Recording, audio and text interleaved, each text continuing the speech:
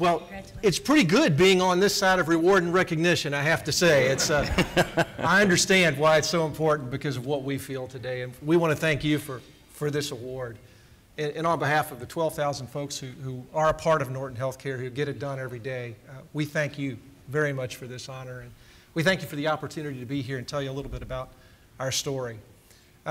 Just a quick story from my angle, where I got religion as a leader around engagement.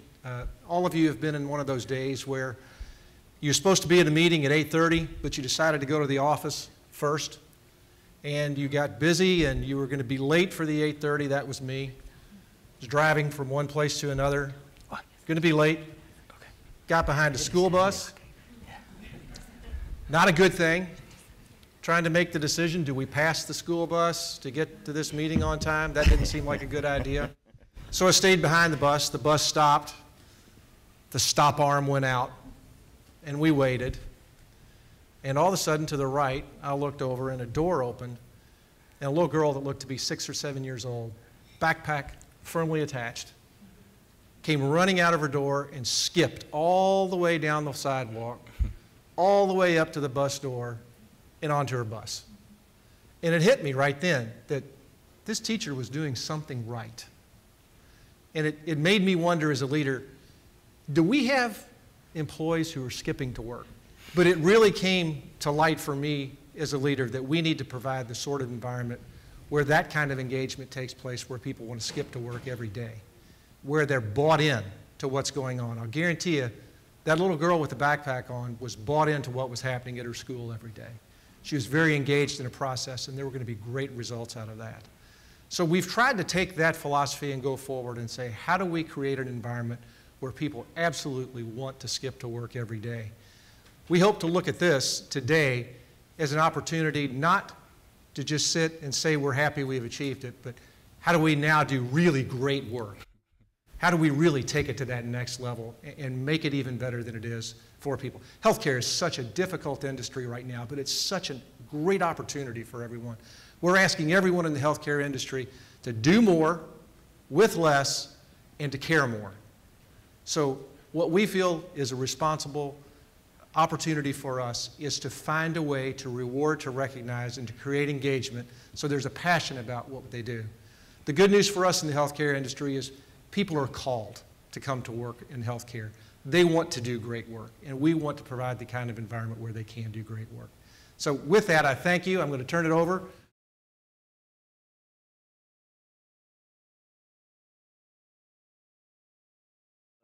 This is a system award for us. It's not a HR award, but we are just pleased to play a part in creating the kind of environment where people do want to skip to work every day. A couple people I'd like to recognize.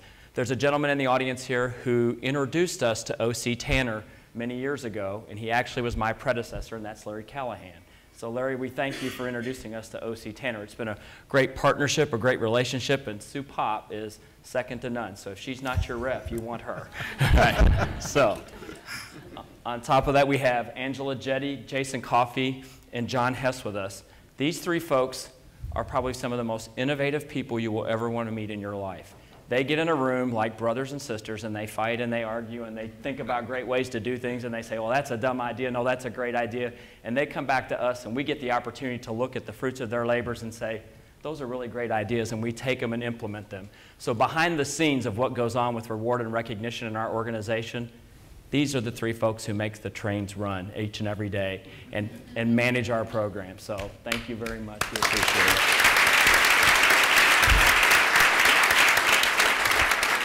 And then the next dubious pleasure I get is the best thing I've gotten to do in my 5 years at Norton Healthcare, and that's to introduce the person that when I came to our organization 5 years ago as the Chief HR Officer, bought into what vision we were trying to accomplish.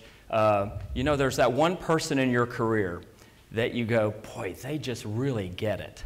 And they go out of their way, not just because it's a job to them, but because it's a passion for them. that they really want to make a difference in the lives of others. They really want to be innovative. They really want to take your organization to the next level. They really want to create the environment in your organization where people want to skip to work, where they feel they add value each and every day, and that the work that they do is remarkable. And that one person is Jacinta Nelson, and she is going to walk you through our journey of how we have come where we started and where we've come to today, where it's culminated in this award. And I want y'all to know, we don't do these things for the awards, but it sure does feel pretty darn nice when you win them. So, okay, so with that, I'll turn it over to Jacinta. Thank you, Tony. First off, I want to thank O.C. Tanner. You have truly been a partner all along the way with us. Especially want to thank Sue Pop. She's been a guiding force in our journey. I shared with Sue at my first recognition event 5 years ago that I'm going to be up on that stage. And she said, "Oh, Jacinta, it takes a lot of hard work. It takes a lot of results. You have to show really great improvement to get up on that stage." And I said, "I'm going to be up on that stage." So Sue Pop, we made it. Thanks so much. Congratulations. Thank you. I'm humbled and grateful to accept this award on behalf of our 12,000 employees at Norton Healthcare. I know that if any one of them were standing up here today, what they would say is, it's just what we do. Every time we have recognition events in our facilities, we hear that over and over again. I didn't do anything special. It's just what I do. Our organization is a value-driven organization. Values such as respect and integrity, and continually improving care and service. They're a part of the hiring process, they're embedded in our culture, they're embedded in onboarding, and everything we do reinforces those values. We have leaders living those values, who in turn model the behavior for employees to live those values. Values that we recognize and celebrate. Still, as Tony said, our vision was to be best in class for engagement and patient satisfaction. So we knew we had some work to do. We had formed an employee experience team, which is Jason's team of John and Angela, and they knew they needed to look into some data. Where could we improve our appreciation efforts? Well, the first thing we did is we took our career awards, which we had with O.C. Tanner for service, and we put in there a first-year award. We realized that between onboarding and that first 5-year real milestone mark, that was a lot of time in between there. So we made a first-year award, and that's presented just as any of the other service awards are presented. The next thing we did was we put in an In Recognition of You program, and that's the program that Larry helped lead in our organization. And we built it on the values, as many of you heard today on some of the other speakers on the panel. We built it on the values, and that helps reinforce to our employees that those values are real and that those are our behavior expectations for providing that really great care. The next year, we made custom buttons, and we also had appreciation stations. So we have luau stations. They're pre-creative. The employees have come up with some really cool creative stations to really recognize each other in their units and in their departments. We understood that the importance of leader training with all of this, so it did not become flavor of the month. So we put in leader training so they could understand that it isn't just a fluffy thing to do. It's not just an HR initiative. Appreciation drives patient satisfaction. It drives engagement, a powerful accelerator to engagement. And we made them understand what that engagement will do for them in their department. As one gentleman said this morning, I believe it was Brett, the financials will come. If you build the right culture, the service will come, the financials will come, the quality will come. The next thing we did is we took a look at onboarding. And we had done all of the, as many of you in the room know about hospitals and healthcare organizations, all of the Joint Commission things you have to do. They're boring. They are. They're boring. They're regulatory. So we thought, how can we think differently? How can we take some of those things we have to do and deliver them in a different way so that on day one, you hear about the culture of Norton Healthcare. You hear about what it means to work here, what those expectations are. So we redesigned onboarding. That's most of John's work was around the onboarding. And what we did with onboarding is we did critical 30, 60, 90-day checklists that managers were to meet with their employees, and they were to ask some very specific questions. One of those was a recognition question. Is there someone who's been extremely helpful to you during your onboarding that I could recognize? So day one, we're introducing recognition concepts into that.